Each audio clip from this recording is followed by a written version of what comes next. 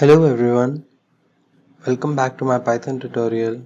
This is Utkarsh from Sunsoft Technologies, and today we'll be starting with the next section known as control statements. So in this section, first of all, let's go through what we'll be covering in this section.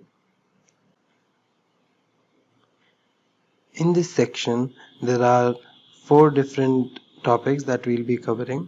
First of all, we'll be looking at Boolean values and we'll see how they are the result of comparison operators and how different data types also have truthy and falsy values. What that means is that basically rather than not only having true and false as the only Boolean values, we can interpret different data types as true and false values as well in Python. We'll see how Boolean values are important for the conditionals and loops and control statements, which we are going to see how true and false helps us with that. So the next topic after that will be conditionals.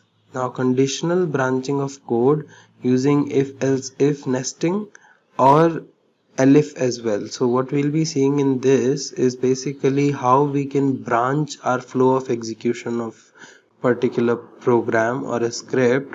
So how we do that is basically if will work with if a condition is true, else will work with if that particular condition is false, and similarly elif is a statement which combines else and the coming next if. Coming up to the next topic, which is loops.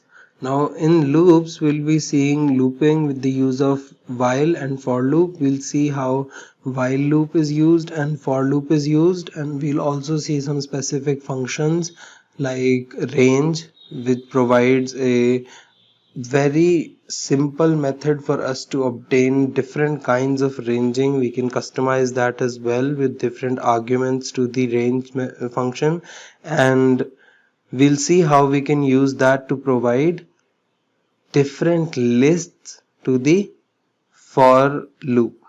And with while loop we'll see how we can easily create an infinite loop as well, and how we can use that in our programs as well. And the last topic will be flow control. Now once we have loops, then how do we control that iteration? How do we control that iteration if in some cases we need to stop the iteration before the all of the iteration is done, or we need to skip a particular iteration? So we'll see how we can do that, how we can control that flow of execution using break and continue statements. So this is all that we'll be covering in this section. Thanks for tuning in. I'll see you in the next video.